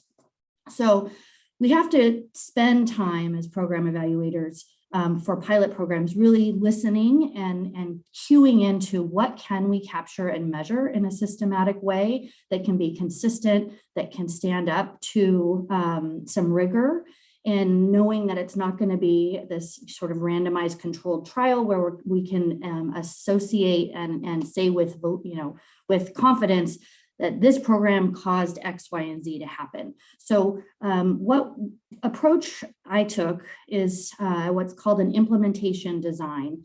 What that means is, from a program evaluation standpoint, we really wanted to capture what are the impacts, what are the outcomes that we're seeing from the SLC approach in the Connecticut schools?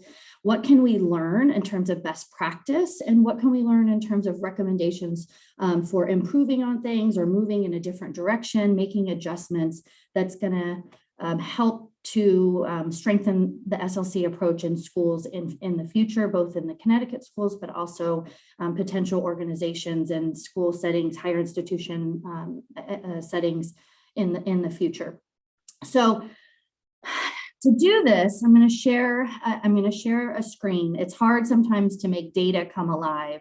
I love data. I think this is like one of the most important pieces to building programs. And I spent 20 plus years building programs, and then 10 of those years evaluating programs in addition to building them. So it's really important to engage in program evaluation.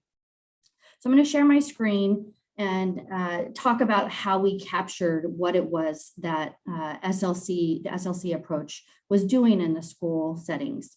So we had what I called the high dose group. These are the groups of staff members, the ambassadors you heard Amy and Melissa and Steve talk about being in this ambassador group. They engaged in 4 or more, and oftentimes 10 plus if they're part of the ambassador group, activities that were facilitated by Joanna and her team. So that's why you see the 4 books that are in the kind of orangish reddish color. That was the minimum number for this high dose group, where we saw some we saw statistically significant impacts. Comparing to a low dose group, which these are the staff members who engaged in 3 or less SLC learning opportunities. And so what we learned from the data that we collected is that those in the high dose group gained more knowledge and practiced the pause model and self-leadership skills, both alone and with students each week.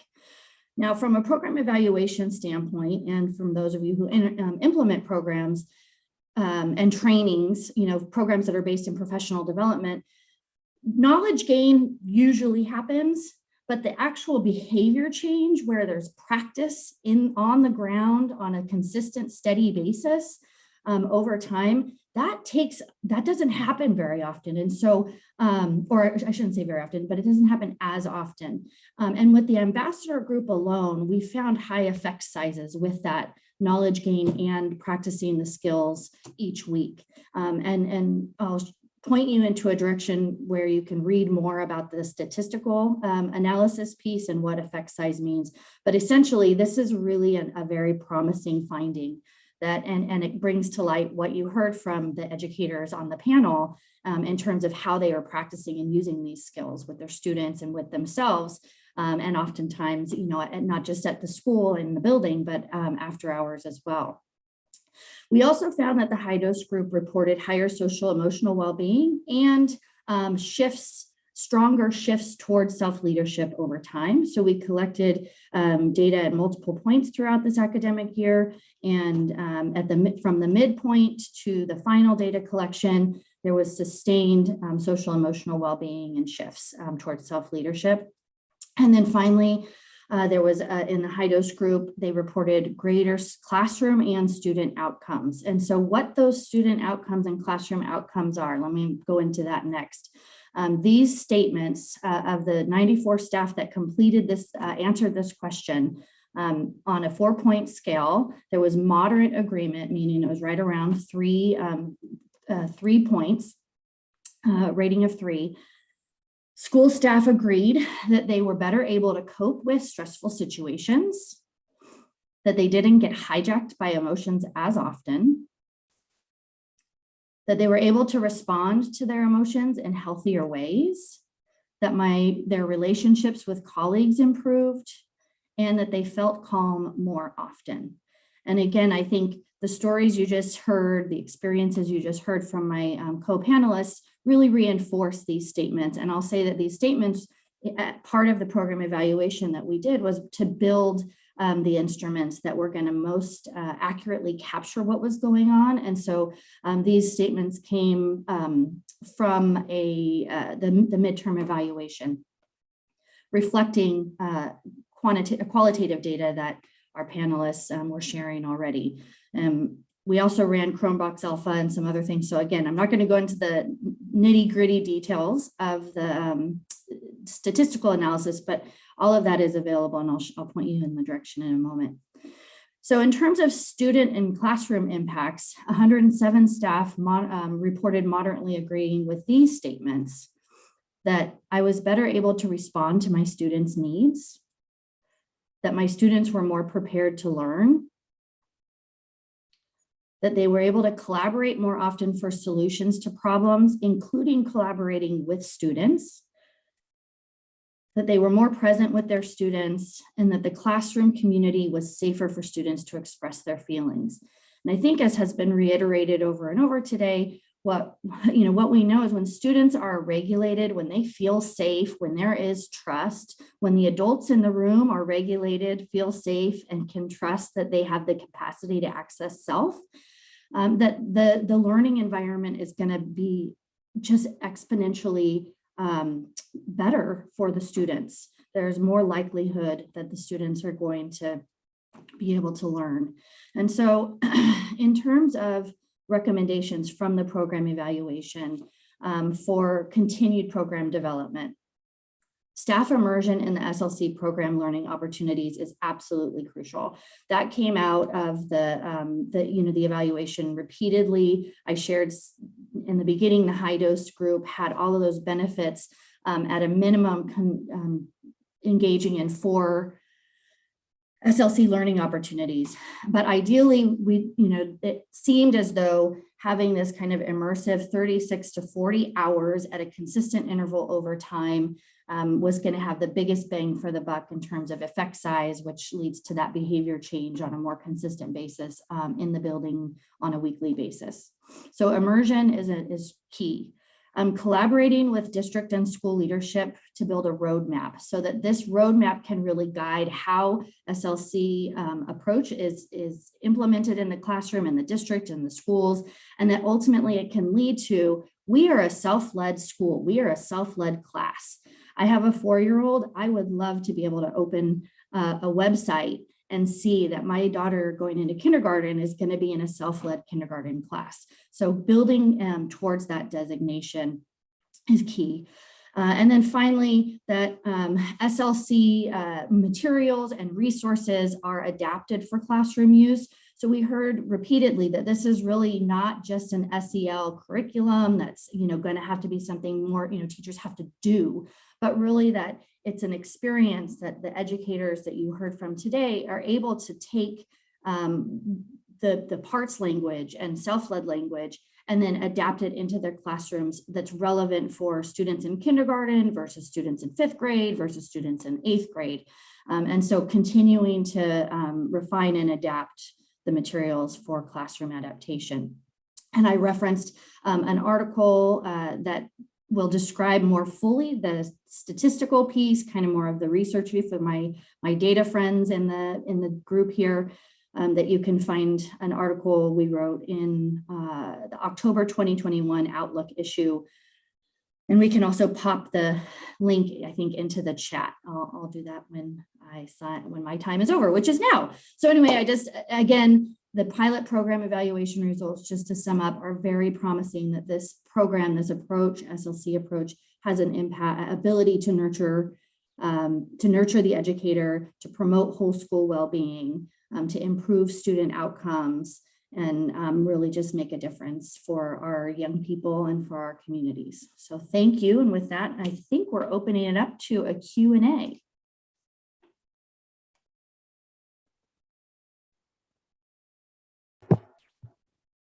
Wonderful. Thank you again so much, Janie. That was really clear, and the visuals really helped us to, I think, digest and recognize the benefits of what you've distilled from the program evaluation. So thank you.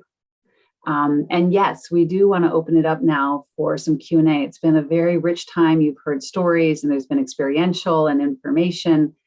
And so we're all coming on screen to be with you now. And I want to invite you just to take a moment and just kind of digest what this experience has been and notice what's bubbling inside of you in the way of questions. What more would you like to understand or have clarity about, or what are you curious about? And you can drop that into the Q&A tab, which is different than the chat tab, right? The Q&A section. And Kath is going to be the person to kind of read through, comb through, and help to share those questions. And so to the panelists, we'll see who wants to answer the different questions that are there. Sure. Joanna, actually, April's been waiting a whole hour. She put a question in at 10:44, I think prompted by Melissa's segment. And the question is, in doing breathing with a class of students, some can get triggered. Has that happened to you? And how do you train teachers to deal with this? Amy, Melissa, would you like to respond? Sure. The kids that I do breathing with are anywhere from 3rd grade to 5th grade. And you're right. Some kids come in and they're already dysregulated. So if you're talking about being triggered, that's not a good place to be when we start this. I know that Amy and I have discussed this when we do this with kids, that we ask that kids that don't want to participate, the only thing I ask from them is that they don't interrupt anybody else's ability to stay focused and to get what they need from what we're doing. So by no means do I say that every kid has to do it. But when I've had kids that are showing me that during the breathing, they are restless, like their body is just like wiggling out of control. Oftentimes, very quietly, I'll go over and sit closer to that student, and I'll notice that like my ability to be calm it goes out to the rest of whoever is standing near me, whoever's sitting near me, kind of can feel that calm and that centeredness. If it's a kid that I know really well, sometimes I might ask them, even while the other kids are breathing, just very quietly, hey, it looks like a part of you is getting kind of frustrated right now or a little upset. What do you think you need? And if that child needs to like leave and get up and do like a lap, like our school is a circle, a little circle, I tell them they can go take a lap and walk around. So sometimes it's helpful just to give them, just to ask, like what Amy was saying, what do you need? And oftentimes they will know exactly what they need for that moment. I hope that helps. Thanks, Melissa. Oh, sorry. Well, I want to add a piece to this, because what I think that also demonstrates is an example of how this is a trauma-informed approach. Because yes, we have different materials that the teachers have developed, they're bringing to students, but in any given moment, all parts are welcome. So for any number of reasons, whether it's trauma or something else, sometimes a person or a student has a part that's up, and kind of going with the mainstream of the class or the exercise isn't what's resonating for their system. And this gives you a very respectful, powerful, effective way to go check in, have a shared language, acknowledge and accept where they're at and who they are. And then we go to this, what do you need? We're not going into a therapeutic session about their parts, but we're seeing, acknowledging, and accepting. And that space of acceptance and calm that Melissa offers, that in itself has a calming and regulating effect, as she said. And so this is where, again, because the background coming from IFS means that this is a trauma-informed model, and that's like a simple, concrete example of how that can play out.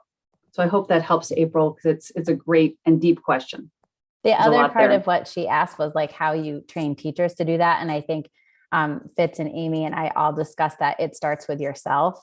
And so when you start being an ambassador and you start to read a little bit more about it and kind of understand what being in self feels like for you, that's super, super important. There's no way that I could do this with students if I hadn't taken the time to do it with myself first, right? So when I'm feeling like a part is up, just like what Amy was saying, I have to take that moment.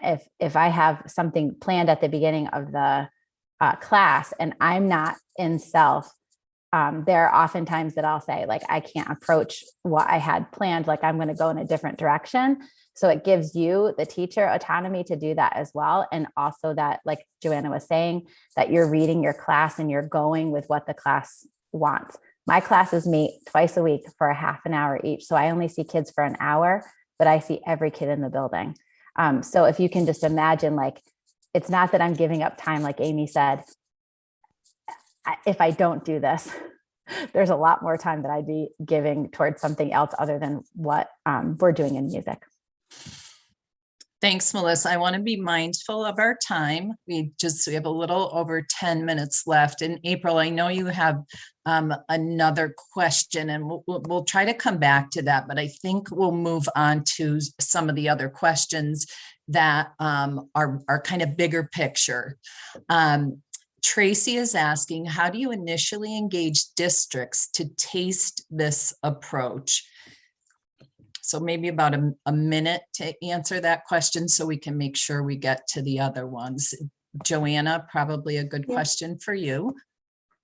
So simply, generally, I'm approached and asked if I could come offer some sort of introductory event. So 1 hour, 2 hours, sometimes up to a day long professional development. And that's kind of the taste. And then what we've also developed is these little monthly parcels, so that there's some ongoing sustained reflection and support. And so there's some reflection in there, a little email, a little meditation, and discussion prompts for staff meetings. So that's the introductory level.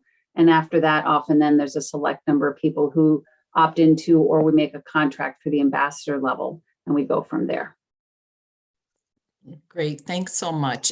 From Dorothea, what might be a good way to introduce possibilities of SLC to a small charter school where staff know nothing about IFS, but have always held the social curriculum as just as important as the academic one?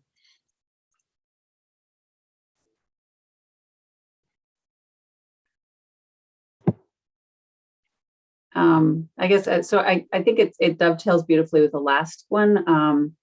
So on the one hand, there's sort of a common way that I introduce to a staff, but often, if you recall, when Kath was presenting kind of the sequencing, that initial relationship building and having individual conversations with schools, I think is really important to understand the unique design, intentions, where a school's at, and how this will plug in and benefit them. This is not a cookie cutter model, and it really provides a paradigm that gets customized and applied in any given setting. So that's where we kind of go offline to figure out how to make that happen. Joanna, can I just add that tiny little bit of, when my district, which isn't my district anymore, our district first embraced this well-being, we had been in we were in strategic planning. And so in the identification of what our strategic priorities were, we acknowledged student achievement, after all, we were a school, well-being and engagement, and really try to conceptualize the relationship of those core strategic priorities. And then in that conceptualization, as I said, we said well-being is the foundation. And so being able to kind of have almost like a concept map and acknowledge that publicly, and then have that evidentiary piece of it, like what's the evidence that we really believe in this, I think made a huge difference. There's a question about equity work, which I think all schools are engaged in at this time. I wonder, and this is from Mona, I wonder if you have any stories about application of SLC in equity work and or conversations with minoritized and marginalized populations. Melissa, you kind of— That's Melissa. Yeah. I think, sorry, you're going to hear from me a lot. My school is about 86% what they call minority, which is not. So most of my kids speak different languages at home. They're different races, all kinds of socioeconomic backgrounds. Are about 52% free and reduced lunch. So my story was with a child that was a child of color. He also is hard of hearing and requires an interpreter. So there was an interpreter there while I was doing my work. So just to let you know that this is for everyone. All parts are welcome. All people are welcome. And yeah, that's what I would say. Are there school counselors? This is from Catherine, that are also practicing this model that students who need additional help can turn to? What about parent involvement when students are having great difficulty regulating or participating in this model? And that kind of linked to that last part of the parent connection is a question from Janice about, have you considered sharing your work with parent groups to talk about how the self-leadership part can be used to support students at home? Yes. So the parent piece. So I'm a marriage and family therapist. So I'm a parent. I have a 12-and-a-half-year-old. And actually, Melissa is a teacher in the school where my son went to school. And my work there initially started where I volunteered with the PTO and asked if I could run sessions about this for the parents. So I've often gone into schools through that doorway of working with the parents. And as many schools know, successfully discovering how to realize parent engagement can be tricky. The ultimate success of this model really does rely on that deeply interconnected partnership between school and home. And in that final, full integration model to realize a self-led school it would be integral to have parent involvement, parent experience of this model, feedback loops from parents about this. We do have some amazing stories, however, also of students taking the model home and teaching their parents. And then the parents come to teacher conferences and said, so my kid told me this thing about parts and it really helped us, So it's happening, and I'd love to see it happen more. And in many districts, I have also entered through the door of the school counselors, social workers, and school psychologists. And it's highly impactful. When I was a school-based community therapist, I was coming in and partnering side by side with the mental health professionals in schools. And, even when that gets established in the system, it's highly impactful. And then they say, gosh, I wish the principals had this. Gosh, it'd be so great if the teachers had this so they could de-escalate in the classroom. So that's where optimally it's a whole school approach, and it's profound through any doorway: teachers, administrators, parents, mental health. It serves a community wherever it can enter. Thanks, Joanna. Amber has a question about how SLC can be implemented in a BIP, which is a behavior intervention plan. And I think, Amber, the way that I would answer this, and anyone else can chime in, if this is a method that the PPT team sees as effective for helping to support a dysregulated child or whatever the issue might be, having it as a part of a behavior intervention plan would mean that there were staff members who actually were trained and had the ability to support this student. And in the case of, the Steve and Amy in the district where I used to work, that would be the case, that in that school there were administrators and staff members and counselors who'd be able to support a student, and thus it would be able to be written into a behavior intervention plan. Okay, we talked about the school counselors. I think this is a good time to answer this question, and then we have a couple other ones, and this is from our friend Kenna. Thank you for the compliment, for a great presentation. Can you define what you mean by self-leadership? What is a self-led class or school? So Joanna, Joanna wants to hit this one. I feel like I started to touch on that. It's a rich topic, but so what we mean by self-leadership is that we're practicing accessing that core physiology, that place where we can be in our center. Often it's noticed by the qualities of the 8 C's.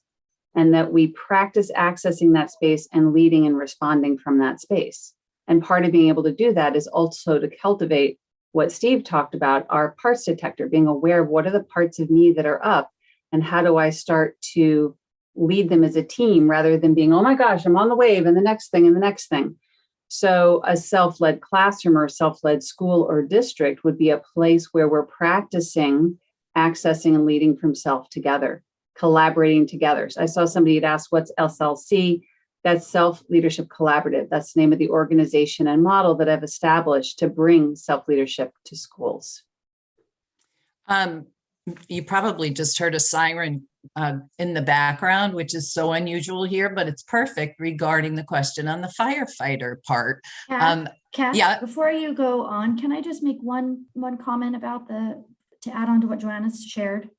Please that do. was really a rich part from the program evaluation, that to be kind of designated as a self-led classroom, in addition to what Joanna said, that a school is able to integrate sort of the core values into being self-led, and that self-leadership embraces core values, so it sort of just scaffolds or reinforces what schools are already doing, and then creates that common language, common practice across, as you know, as the educator said and Cass said, across the school, so that students move from classroom to classroom and have that same common language and common experience and into the admin's team's office, so that it's really this kind of whole school embracing from policy, values to practice. Great, Jane, super helpful. There really, I think we have two more questions. So one has to do with how SLC could be used with a self-harming part.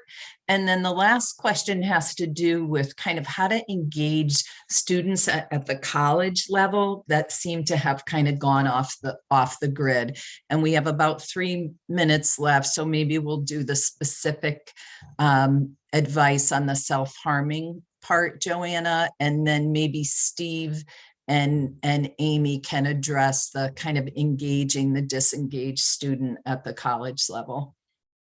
Yeah, and actually I need a few minutes for wrapping up. So so you have 10 seconds and Steve, you have 5. Just kidding. So for people who are mental health professionals in the building addressing self-harm, IFS is an exquisite and effective model for doing that. And I have used that in the school setting, as have other mental health professionals, but it does require a degree of training. And so there's clear delineation about what we stay within our roles as far as what level of intervention we offer. Okay, and super quickly for April, I teach higher education and students just disappear. I call them hiders. I think probably dissociative parts. They don't respond to emails, phone calls, etc. I'm trying to figure out how to get them to reconnect. I'm an advising, not their professor, but also how can their instructor get them to respond? So just maybe 1 or 2 strategies. I'll take this real quick if you know, cut me off at any time, but I also coach as well as teach. I'm a coach at the high school level. And I see this in my athletes, especially last year during COVID, all of a sudden they were just gone. And I kind of use the technique that Steve uses with the clock.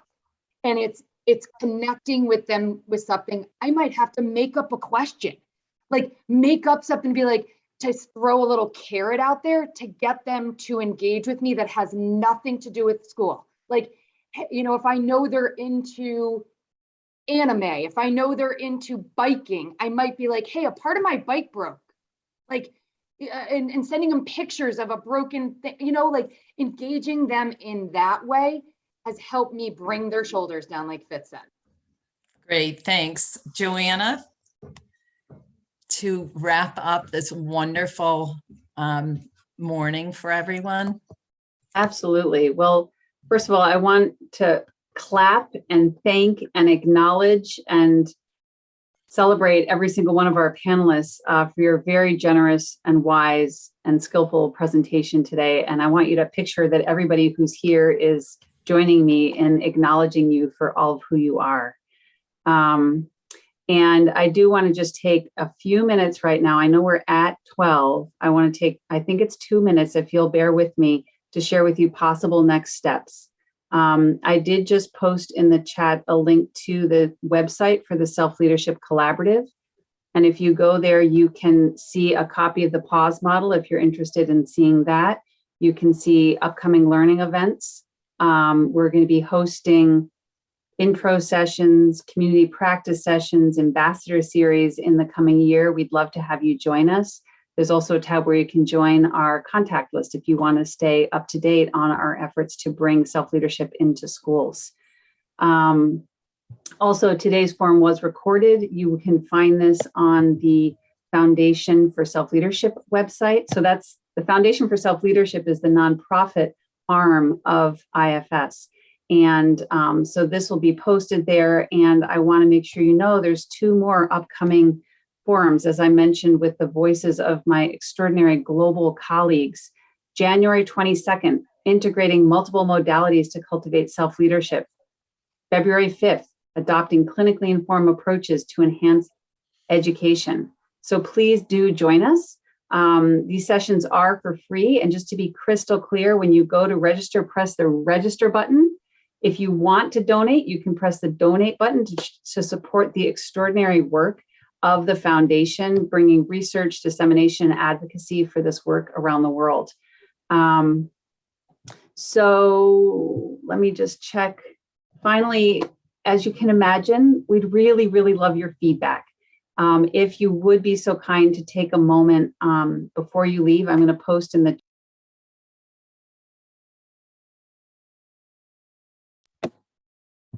There it is.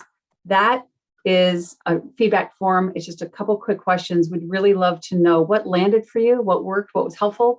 What are your questions, suggestions, requests? And we'd love to stay connected. Our hope is to continue to grow this community. I hope you're on the distribution list for the Foundation for Self-Leadership, and you are welcome to also sign up for the Self-Leadership Collaborative so that we can stay in touch and continue this very, very meaningful work in our schools. Thank you for setting aside the time today, a Saturday morning, to make this your priority. And my hope and my conviction is that we are connected, we will stay connected, and we will continue this work together to care for our schools, our children, and our future. Thank you so very much, and I wish you well. Take care, friends. Bye-bye.